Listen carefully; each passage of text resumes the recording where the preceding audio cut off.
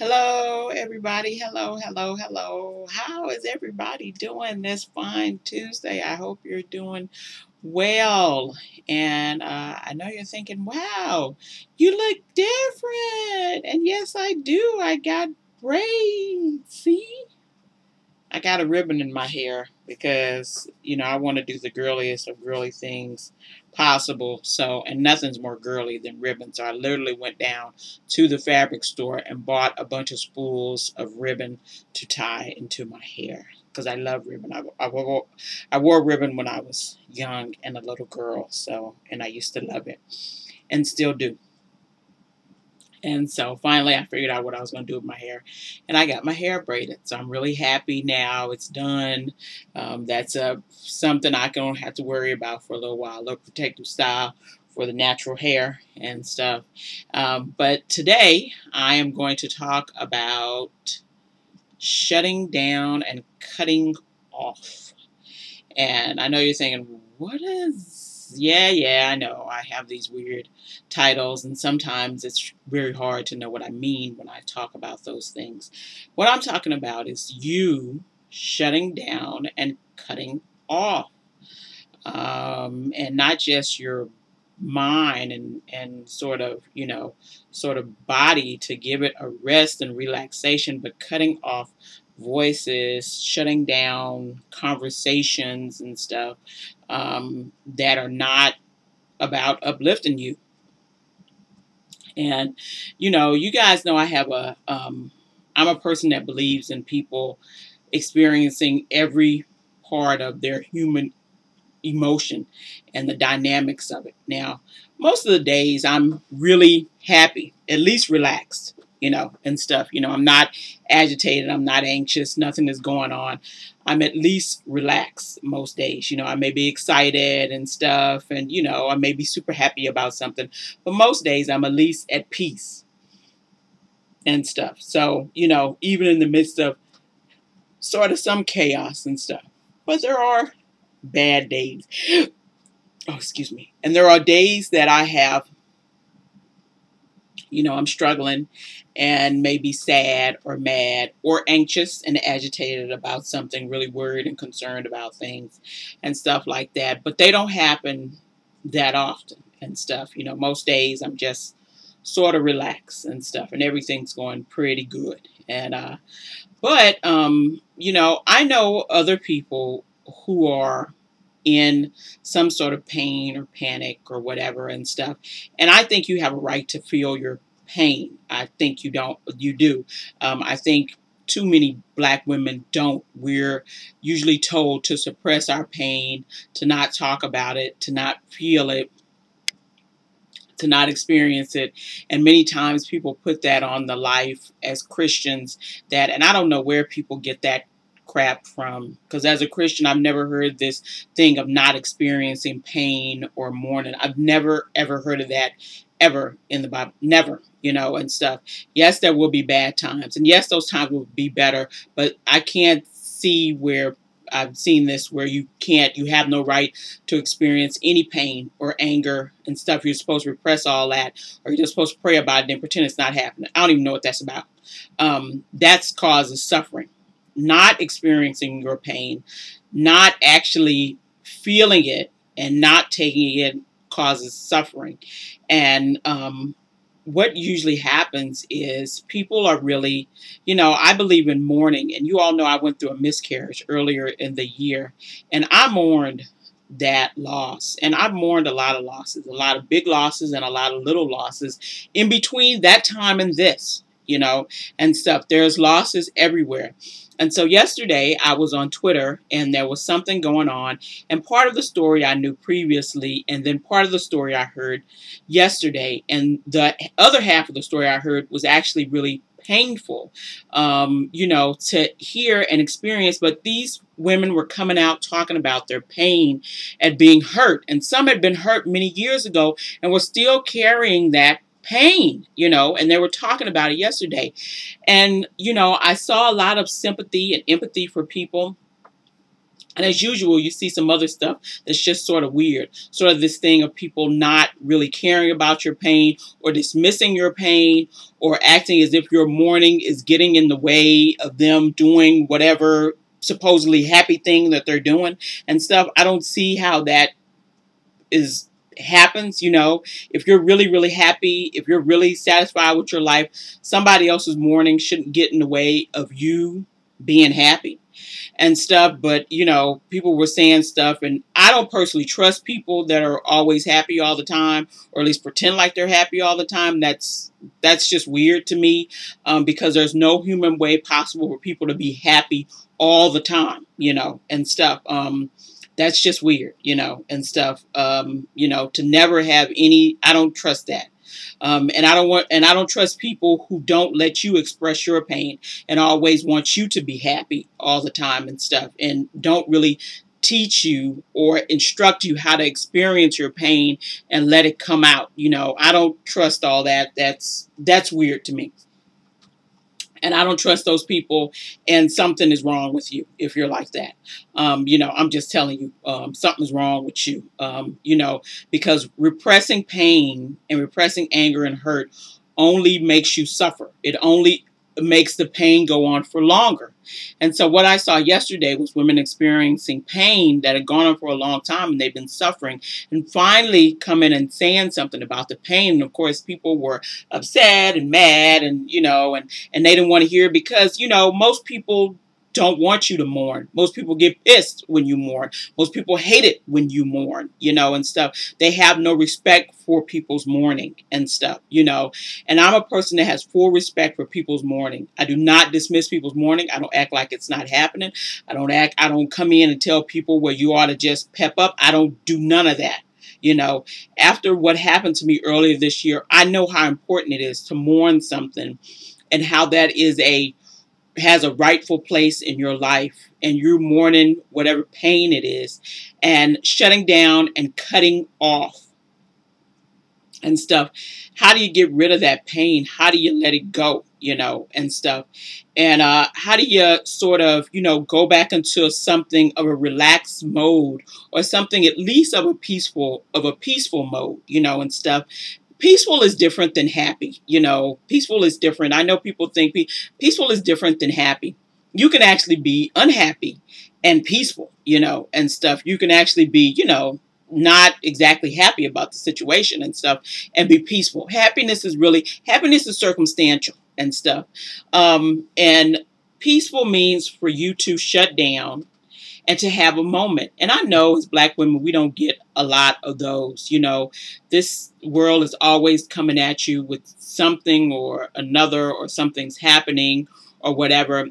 And we're go, go, go. Either we feel like we're not productive enough, so we're moving all the time, trying to prove how productive we are, to everybody, so we don't look lazy and stuff.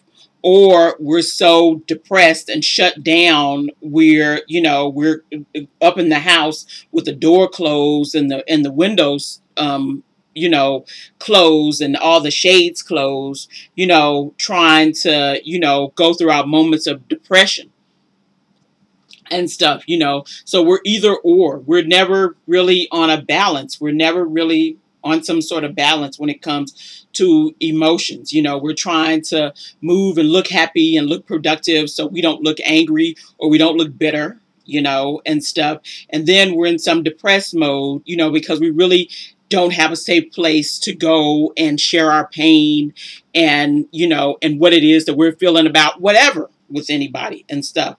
And, my thought is, sometimes I am unhappy, and I don't push those moments away. I don't repress stuff. I don't, because stuff has a way of coming out in really weird, odd, destructive ways when you start repressing emotion. When I say it'll come out, and even though people are acting like they're happy, there's always ways you can tell. Everybody thinks they're so slick, like they're hiding something.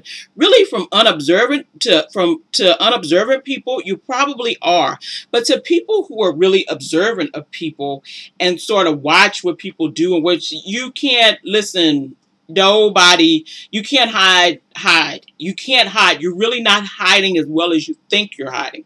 And usually people know, maybe they decide they don't want to say nothing because people sometimes just don't want to be bothered with your mourning or stuff, or they feel like maybe they're invading on your space or something, and so they don't say anything. And I wish sometimes somebody would say, really, how are you? How are you doing? And then actually listen to how are you doing and stuff, just listen. You don't really have to say nothing. You don't really have to put in a comment about, I think you need to do such and such. You don't really, just to listen to the person and to listen to the person's pain, and stuff. And let them know that, it's legitimate. It's okay to be in pain. It's okay to be sad. But because we are either doing this pretend happy, busy, productive thing, or this total depression and withdrawal sort of thing, and stuff, there is no real balance. There is no real anything, and stuff. And like I say, if this is not you, please don't come on here saying this ain't got nothing to do with you. But I know some people are feeling like this, and they can't feel like they can't shut down, and stuff. And depression is not shutting down. Depression is just, it's really just almost giving up, and stuff. It's not even really shutting down, and stuff. But I'm talking about shutting down and having a relaxing moment. There are many times during whatever I'm doing in the week, sort of whatever kind of schedule, going to the doctor and all this sort of stuff and other stuff. And now that I've stopped taking some medicine I'd been taking for years and years and stuff, and I've stopped taking the medicine, and now I've actually got energy again. I'd been fatigued. I'd been on this level of fatigue, kind of off and on, long bouts of fatigue for like 2 or 3 years, and I didn't know what was going on. And finally, one of my doctors said, well, I think it's one of your medications. Why don't you stop taking it? And I've stopped taking it, and I feel so much better and so much energetic. And I'm like, thank you, hallelujah. But I'm still, I'm going out and I'm doing more now, during the week than I usually did when I was fatigued and so tired from just, taking that meds probably and stuff. But there's still times where I have to shut down and relax. So there's a couple of days during the week where I don't do anything. I make that as a conscious choice, and stuff. And I know people got work and they've got kids and all this stuff, but there needs to be some time to take care of you. And whatever it is you're feeling, whatever pain it is that you're feeling and stuff, I know everybody can't afford a therapist. And, and since mental health is not really a priority in this country, physical health is barely a priority in this country, but mental health sure isn't. And since mental health is not a priority, most people can't find a therapist that they can afford to go to and stuff, But there should be time for just yourself, just a moment. Maybe in the shower, in the bathtub. I mean, I know it's not easy. I know it's not easy to cut out that time, whatever time you're doing that. And I mean, sit down time. I'm not talking about relaxing time while you're exercising or stuff like that, or while you're moving. That's not it. I'm talking about literally sit down, shut off the TV, and stuff. People stop talking to you and, nattering on about whatever and stuff, and actually cut off all of the voices that are going on in your head. Take some of that stuff out of your realm. My mother used to say when I was young, and I just thought she was like, that's a lot of stuff my mom used to say, and I was just like, But now as I'm getting older, I'm coming to find out, my mom was right. And she used to say, you really have to watch what you put into your spirit. You have to watch what you put into your spirit, she said, because those things will really change you and affect you. So that means what you hear, what you speak out, what you see and stuff comes into your spirit and can really change who you are as a person, so when you're negative or talking negative, that will come back to you. When you're hearing negative things, those things will get in your head. They're there. What you see is there. So, turning off that TV, reading those blogs or, or some of those magazine articles that are talking about you bad and saying what a bad person you are and all this stuff and how you ain't never going to have nobody or you ain't never going to have nothing and really you're just a problem, and stuff. That sort of stuff is to turn it off. And I recommend that a bunch of people turn off social media. Listen, I'm a person that believes in social media breaks. Social media is sometimes overwhelming. All that information, all that stuff is sometimes just too much. And it really can make you extremely agitated and sort of freaked out, and stuff. And it's done it to me. I'm first to admit it. That's why many times I take media and digital media detoxes and media breaks and stuff, where I'm not on anything for like a month or so, and those times feel really good. I get to be connected and then I could come back for a little while, but then I'm going to need one again, and stuff, because, it's just sometimes I need to stop looking at that stuff and stop looking at, so much bad news. I'm really weird about the news I watch on TV. I don't watch any of those 24-hour news channels and stuff because really there's not nothing going on that's worth a 24-hour news channel. It's just not. But there's just lots of sort of made up crisis and all this sort of stuff that people keep throwing at you. And the news is so depressing. It's just like, so there's like, I don't even watch news. I watch like the local weather and stuff. And then like I stopped doing something like this is the most depressing thing in the whole wide world, and stuff. And it's not that I want to be uninformed, but some information I just don't really need. Some information you just don't need. I don't need every bit of bad news ever known to man coming into me. I have to cut stuff off and I have to shut myself down to relax and take a moment just for me so I can have some good mental health. You know how I stay happy and peaceful and joyful and all that stuff is because I take a moment, shut down, relax. If there's pain I'm feeling, I let myself feel that pain. I do my mourning as I should. I am not in the perpetual state of anger. Okay, and I know a lot of people are, but I'm not. I'm just not in a perpetual state of anger. I'm not in the perpetual state of being offended all the time. I just don't have time for that, and stuff. There are many wonderful things about my life. No, everything is not perfect, but there are so many wonderful things about my life and stuff. If I stayed perpetually angry and offended, I would have first of all, I'd have a harsh marriage.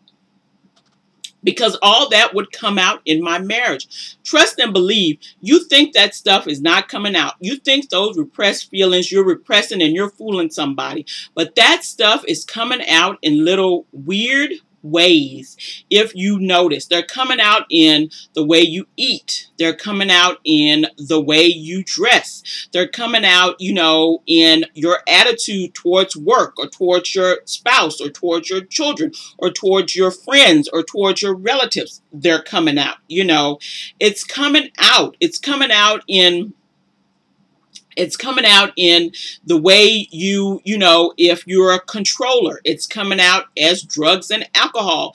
It's coming out being passive aggressive. It's coming out being purely aggressive sometimes. It is coming out in depression and mental health issues, panic and anxiety and all that sort of stuff. It's got to come out. Your body is not made to take that kind of stress. It's not. It is not made to do that. And so if you're keeping everything in, closed up tight, your body is one day like, listen, I'm not taking all this. And so it starts popping out in really weird sort of ways. If you're controlling people, if you're dominating people, if you're gaslighting people, if you're manipulating people, and stuff, it comes out like that. If you're on constant diets and trying to control food and, trying to, over exercising or, not exercising enough. If you're trying to, If you're trying to, live beyond your means and dress really snazzy so nobody can see what's going on with you, or you're looking really crappy because you feel so crappy and stuff, whatever attitude you have, you're screaming and you're shouting, and every little thing everybody does has got you totally up in total arms, then you're not helping yourself at all. I'm going to talk more about this because I'm going to talk about boundaries, because much of what we do regarding not shutting off or shutting down is because we have such poor boundaries with people, and stuff. We can't say no. We can't tell people when they need to stop. We can't tell people how we feel. We're scared to do that. We're scared of conflict. We're scared of confrontation, and stuff.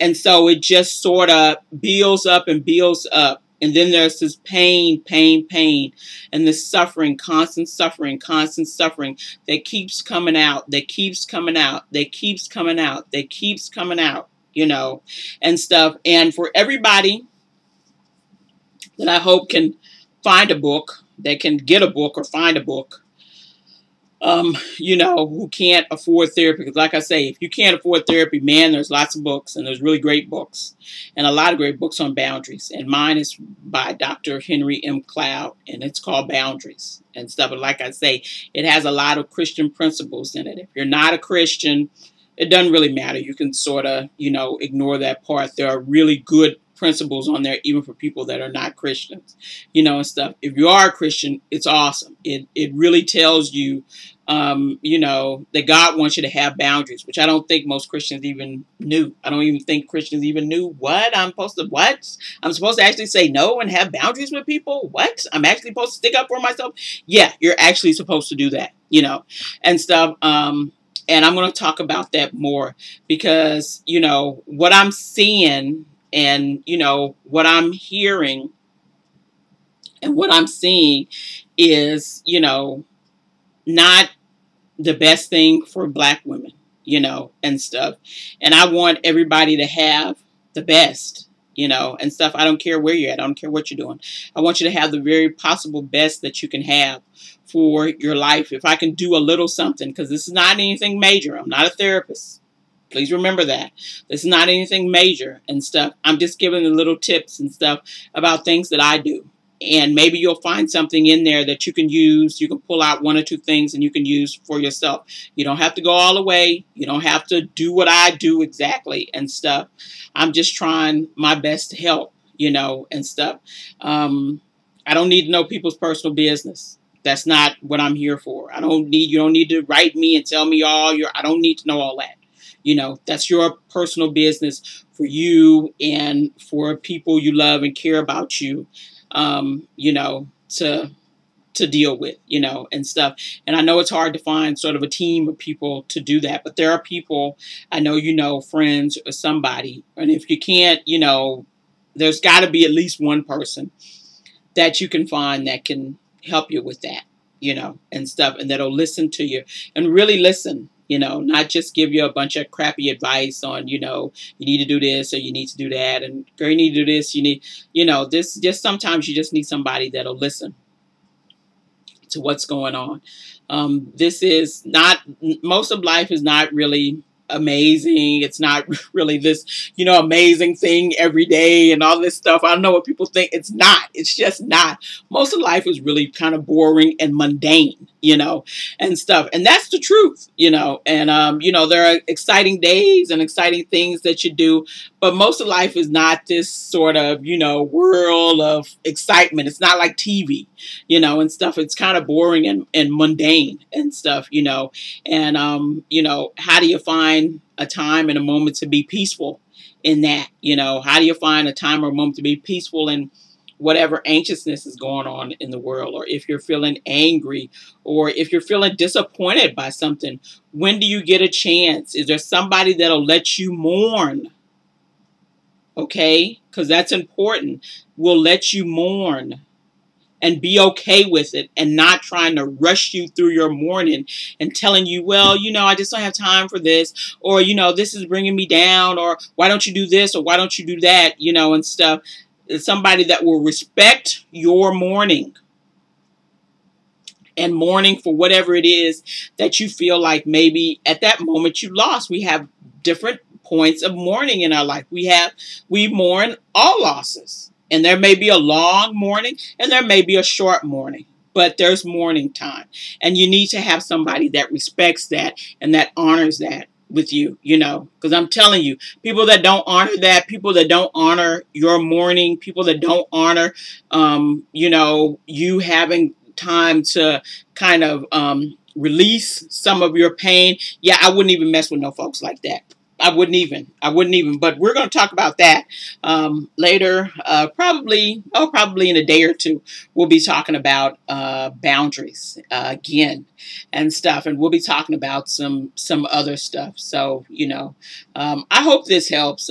What I saw yesterday, it was painful to see, but I'm glad that people got some of their pain out, because people were talking about they had been in pain for years about what had happened and how this thing had come about. And they were just now releasing a lot of the pain out to people who were caring and empathetic to what they were. And I thought personally it was beautiful to see, because we need more of that in this world. We just need more.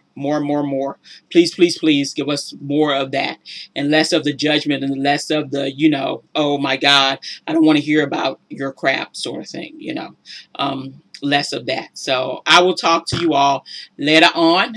You all have a wonderful rest of the day. And I'll see you later, and stay beautiful, ladies. Bye-bye.